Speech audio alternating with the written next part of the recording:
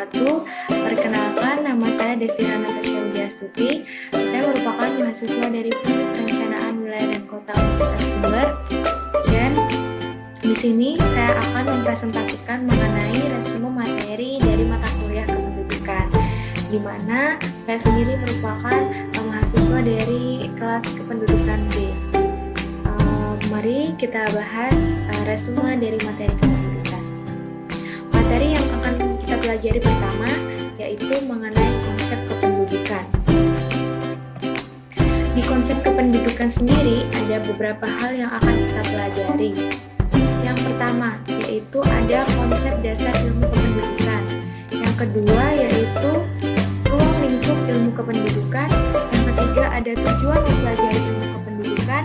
Yang keempat ada kegunaan mempelajari ilmu kependudukan. Dan yang kelima ada keterkaitan antara analisis kependudukan dengan ilmu kependudukan. Yang pertama yaitu konsep dasar ilmu kependudukan.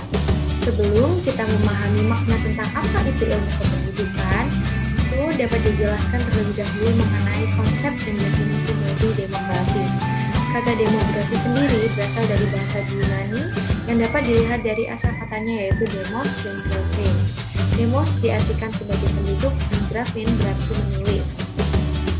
Kemudian dari ilmu demografi sendiri dapat diketahui bahwa ilmu demografi memiliki pengertian sebagai suatu alat untuk mempelajari perubahan kependudukan dengan memanfaatkan data statistik kependudukan serta perhitungan secara matematis dan statistik dari data kependudukan terutama mengenai perubahan jumlah persebaran, komposisi, dan sebagainya.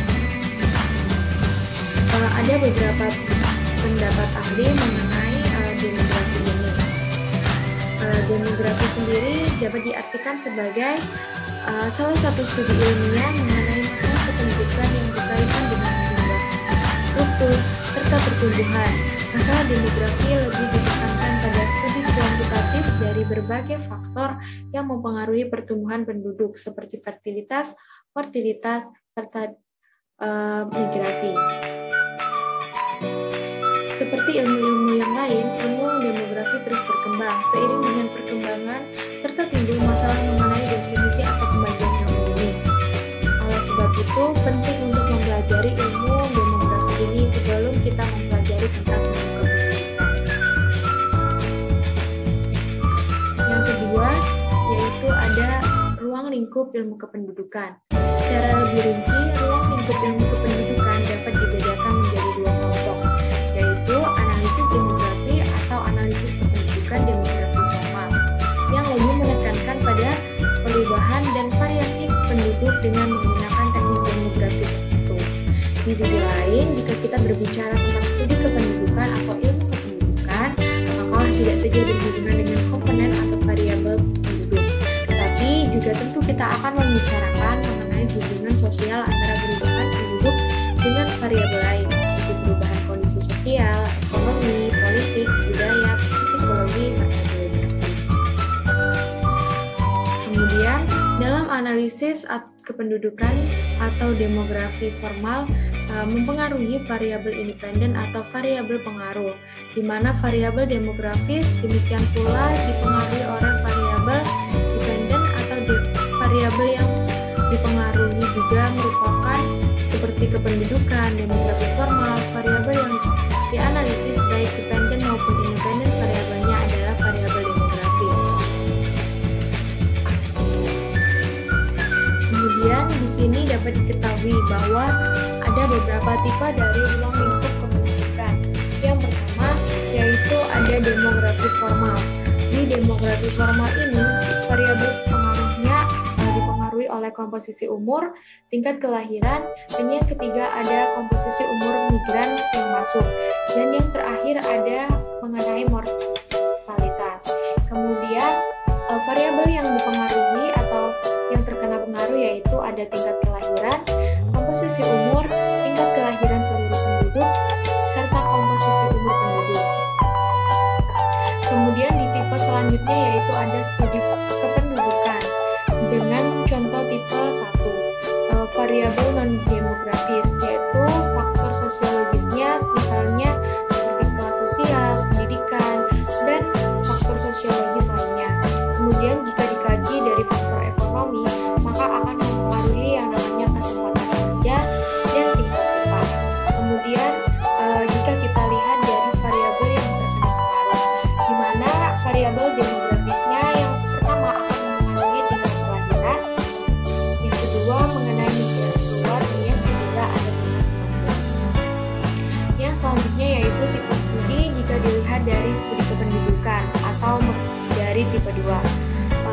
variabel demografis atau yang mempengaruhi yaitu tingkat kelahiran, yang kedua ada migrasi masuk, dan yang ketiga ada tingkat kematian. Kemudian juga dilihat dari yang terkena pengaruh, yang pertama ada kebutuhan pangan, kemiskinan, dan pertumbuhan.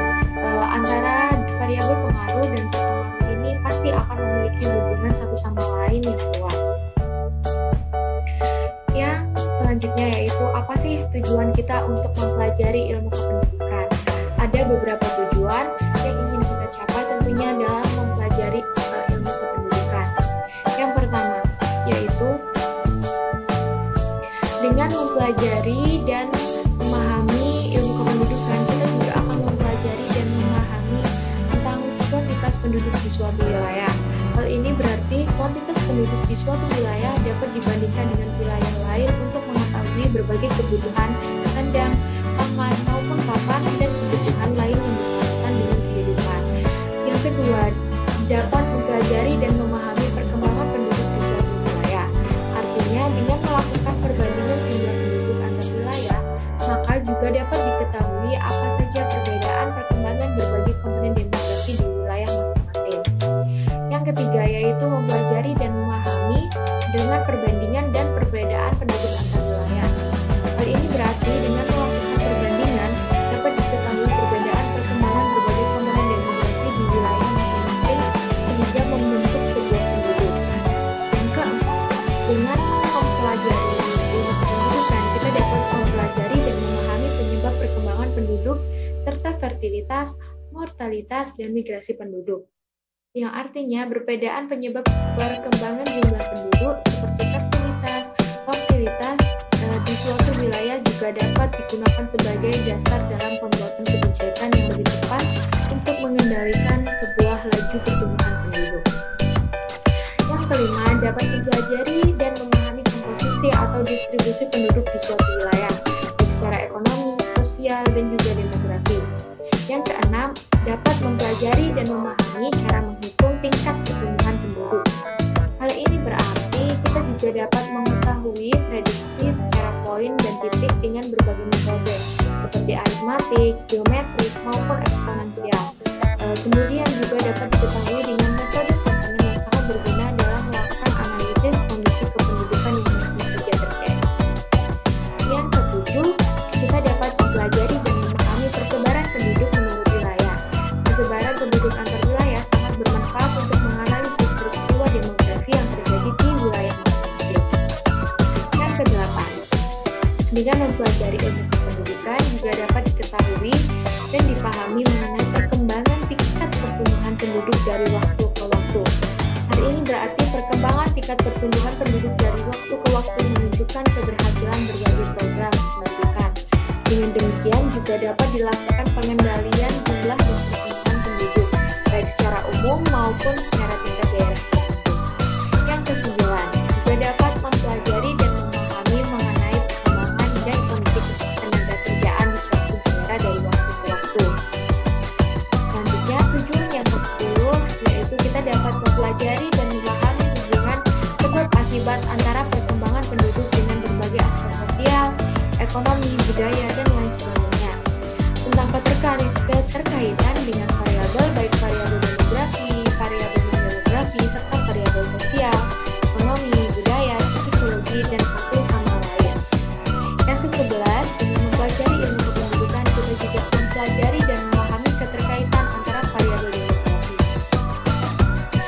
Artinya, bagaimana variabel demografi juga dapat mempengaruhi variabel demografi lainnya, menjadi salah satu bagian pengetahuan yang penting sekali untuk dipelajari. Dan yang terakhir, tujuan kita mempelajari ilmu kependudukan yaitu untuk mempelajari dan memahami pertumbuhan penduduk dari masa ke masa yang akan datang, di mana juga dapat diketahui konsekuensi misalnya penurunan fertilitas, aging people, mortalitas, dan lain sebagainya. Yang selanjutnya kita akan mempelajari mengenai kegunaan mempelajari ilmu kependudukan. Alasan mengapa ilmu kependudukan ini penting sekali untuk dipelajari karena mengingat manfaat dan kegunaan mempelajari ilmu kependudukan yang tidak saja penting bagi lembaga pemerintahan, tapi juga sangat penting untuk lembaga-lembaga swasta, baik di tingkat pusat maupun di tingkat daerah. Berbagai perencanaan pembangunan yang dibuat oleh pemerintah sangat erat sekali kaitannya dengan ilmu kependudukan. Seperti, misalnya ada sebuah perencanaan di bidang pendidikan. Maka, dengan mengetahui jumlah penduduk, kita juga dapat mengetahui berapa banyak kebutuhan guru, kebutuhan sarana yang dibutuhkan oleh sekolah itu. Selain itu, juga dapat dilihat jika pemerintah akan membuat perencanaan di bidang pendidikan, seperti jumlah guru dan ruang kelas dalam satu tahun tertentu. Maka nantinya akan dibutuhkan data penduduk menurut kelompok umur dan usia. Selain itu, jika diketahui jumlah penduduk di suatu wilayah, maka kita juga dapat mengetahui berapa kebutuhan fasilitas yang digunakan atau yang dibutuhkan dalam wilayah tersebut. Selanjutnya, kita akan mempelajari mengenai keterkaitan antara analisis kependudukan dengan ilmu kependudukan. Analisis kependudukan terbatas pada studi komponen perubahan demografi, yang termasuk fertilitas, mortalitas, dan juga migrasi. Dalam analisis kependudukan atau analisis demografi, dalam kajiannya baik secara variabel independen maupun variabel dependen, keduanya adalah variabel demografis. Studi kependudukan tidak hanya tentang komponen perubahan penduduk, tapi juga bagaimana hubungan perubahan penduduk dengan variabel lain, seperti jika dilihat dari variabel sosial, ekonomi, politik, ideologi, dan sebagainya. Dengan demikian, dapat disimpulkan bahwa studi kependudukan lebih bersifat interdisiplin. Oleh karena itu, harus ada analisis kependudukan dalam mempelajari studi kependudukan, baik bertindak sebagai variabel yang dipengaruhi maupun sebagai variabel yang terpengaruh, sehingga sebagai variabel yang saling mempengaruhi satu sama lainnya. Selanjutnya, kita akan mempelajari tentang apa itu konsep dari demografi. Di dalam konsep demografi ini sendiri kita akan mempelajari beberapa hal. Yang pertama yaitu tentang konsep dasar dari demografi. Yang kedua kita akan mempelajari tentang ruang lingkup demografi. Yang ketiga kita akan belajar mengenai apa saja manfaat dari demografi. Dan yang keempat kita akan belajar tentang teori-teori kependudukan. Yang pertama yaitu definisi dari demografi menurut para ahli. Yang pertama yaitu menurut Multilingual Demography Dictionary, di mana dapat diartikan bahwa demografi is scientific study of human population in family with respect to their size. Yang berarti dalam bahasa Indonesia, ilmu sains yang mempelajari penduduk dalam suatu wilayah, terutama mengenai jumlah, struktur, dan komposisi penduduk, dan bagaimana perkembangan antar perubahannya. Yang kedua yaitu menurut Phillips, Hauser, dan Jeffrey Dutton, yang mengatakan bahwa demografi merupakan suatu ilmu yang mempelajari mengenai jumlah, kesebaran teritorial, dan komposisi penduduk, serta perubahan dan sebab-sebab perubahan itu terjadi, yang biasanya disebutkan karena fertilitas, mortalitas, dan juga gerak teritorial atau yang biasa disebut dengan migrasi. Selain itu juga disebutkan karena adanya mobilitas sosial atau perubahan sosial. Yang ketiga yaitu pengertian demografi menurut Mantra, yang menyebutkan bahwa demografi mempelajari mengenai struktur dan proses penduduk di suatu wilayah. Struktur penduduk sendiri meliputi jumlah, persebaran, dan komposisi penduduk. Struktur penduduk ini dapat berubah-ubah dan perubahan tersebut disebabkan karena adanya demografi, seperti adanya fertilitas, mortalitas, dan juga migrasi penduduk. Yang selanjutnya kita akan mempelajari tentang ruang lingkup demografi. Penggunaan demografi di kehidupan sangatlah luas. Demografi bisa digunakan secara bersama-sama dengan keilmuan lain seperti ekonomi, sosiologi, geografi, psikologi, politik, kesehatan, dan lain sebagainya. Sehingga ilmu demografi memiliki implementasi yang disebut interdisiplin. Di sini dapat kita lihat bahwa di dalam demografi sendiri nanti juga akan dipelajari mengenai bagaimana tingkat kesehatan, bagaimana sosiologi, bagaimana psikologi, ekonomi, hukum, geografi yang ada pada wilayah tersebut. Selanjutnya kita akan mempelajari tentang teori-teori dari demografi.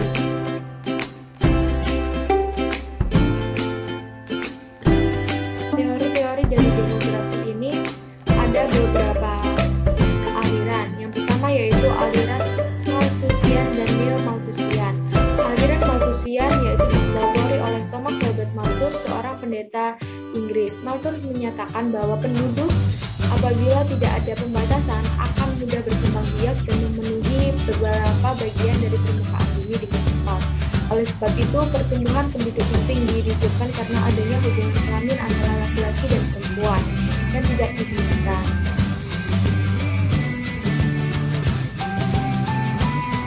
Yaitu kita akan mempelajari mengenai manfaat demografi.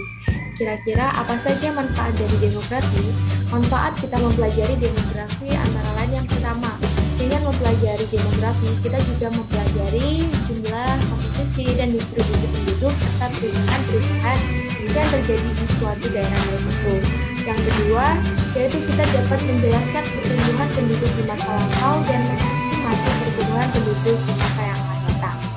Yang ketiga, yaitu dengan mempelajari demografi maka dapat mengembangkan hubungan sebab akibat antara perkembangan penduduk dengan berbagai aspek perkembangan sosial, ekonomi, budaya, politik, lingkungan, dan juga keamanan.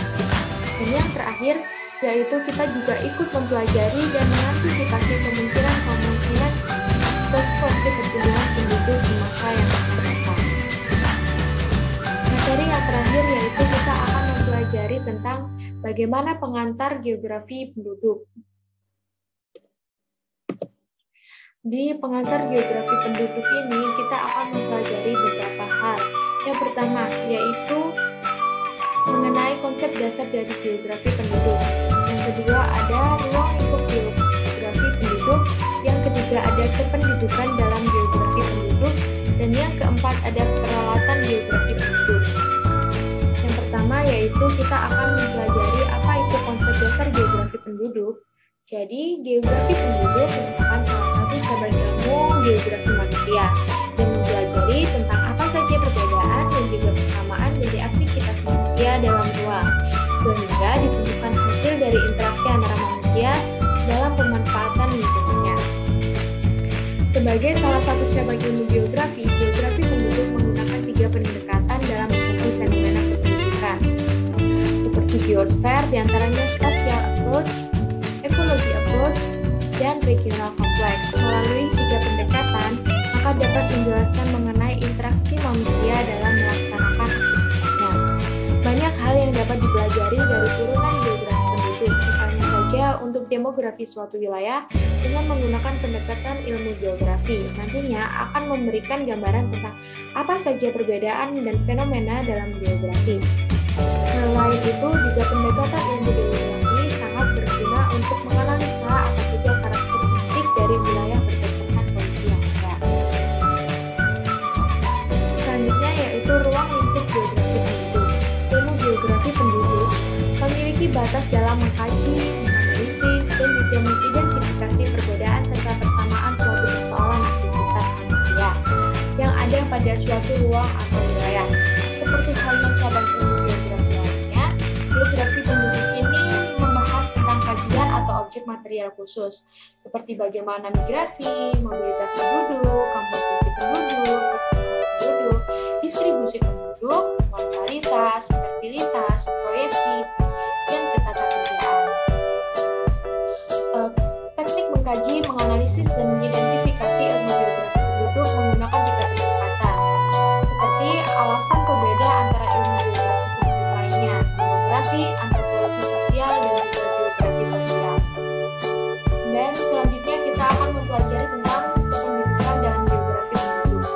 Kependudukan merupakan salah satu subjek atau objek dalam kajian geografi penduduk.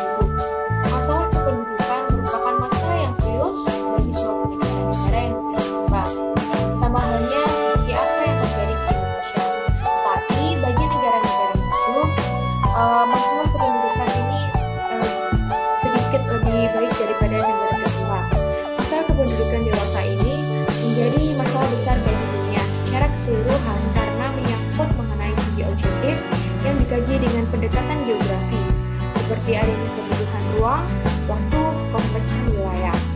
Para ahli geografi penduduk atau demografi banyak menggunakan data-data tertentu seperti survei serta catatan kelahiran dan kematian untuk dibentuk menjadi angka-angka, rasio, serta statistik lainnya, dan dianalisa dengan berdasarkan jumlah pendekatan demografi. Namun, sebelumnya akan diperjelas lagi mengenai sumber data dalam demografi penduduk, yaitu yang pertama, ada sensus penduduk. Sensus merupakan perhitungan jumlah penduduk, ekonomi, dan sebagainya yang dilakukan oleh pemerintah dalam jangka waktu tertentu. Dilakukan secara serentak dan bersifat menyeluruh dalam suatu batas negara untuk kepentingan demografi negara yang bersangkutan. Sensus penduduk pada umumnya dilaksanakan pada tahun yang berakhiran 0 atau dalam jangka waktu 10 tahun.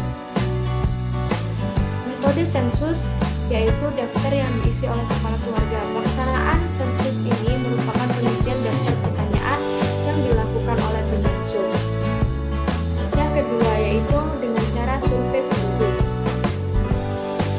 Survei penduduk yaitu cara pengumpulan data yang dilakukan melalui pemecahan atau pencacahan sampel dari suatu populasi untuk memperkirakan kira-kira karakteristik objek suatu saat tertentu, sehingga dilakukan secara sampling terhadap sekelompok penduduk yang dianggap sebagai wakil atau seluruh populasi untuk memperoleh keterangan yang bersifat khusus atau lebih terperinci.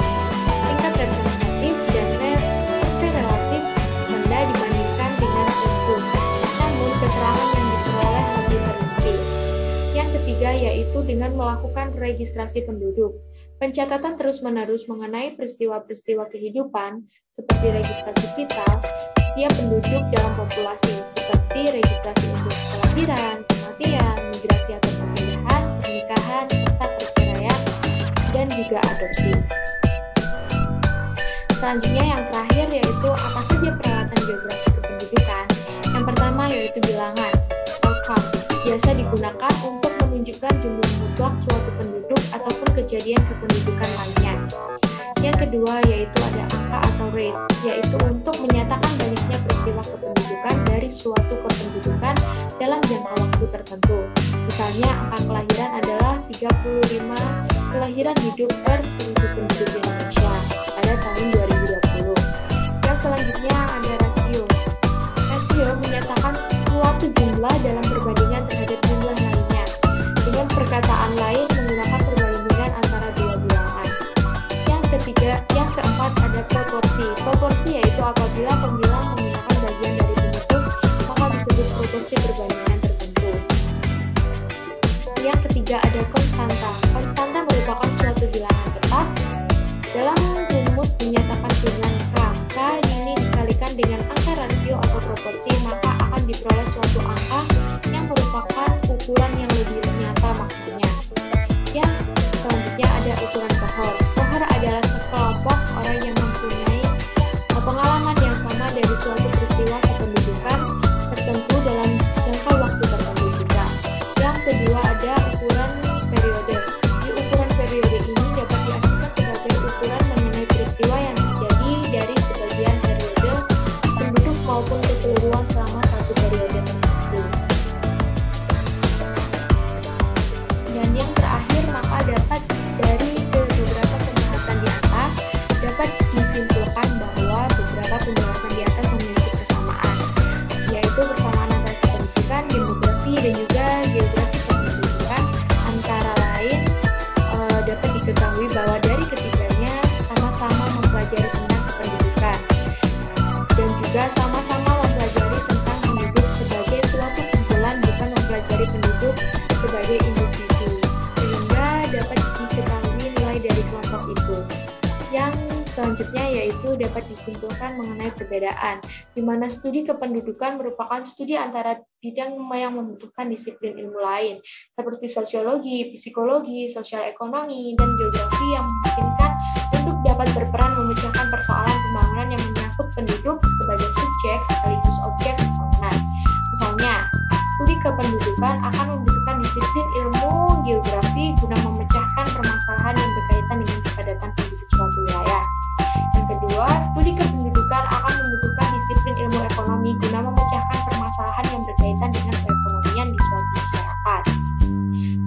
ketiga, misalnya dengan studi kependudukan mempersoalkan hubungan antara variabel demografi dan juga variabel sistem lainnya. Sehingga di studi kependudukan tidak dapat dipisahkan dari disiplin ilmu lainnya. Kemudian jika kajian demografi menekankan pada hal-hal seperti berikut, seperti jumlah, komposisi, dan distribusi penduduk dalam suatu wilayah. Yang kedua yaitu adanya perubahan-perubahan dari jumlah penduduk, komposisi, dan distribusi penduduk dalam suatu wilayah. Yang ketiga yaitu poin pada komponen-komponen dari perubahan-perubahan yang mungkin saja terjadi pada demografi. Yang keempat yaitu adanya faktor-faktor yang mempengaruhi perubahan komponen-komponen demografi. Yang kelima yaitu konsekuensi dan perubahan baik mengenai jumlah, komposisi, ataupun distribusi penduduk dalam komponen-komponen tersebut. Dan yang keenam yaitu dapat diketahui analisis demografi merupakan analisis statistik terhadap jumlah, distribusi dan komposisi penduduk serta komponen-komponen perubahan dan variasinya, sehingga analisis demografi lebih bersifat matematis.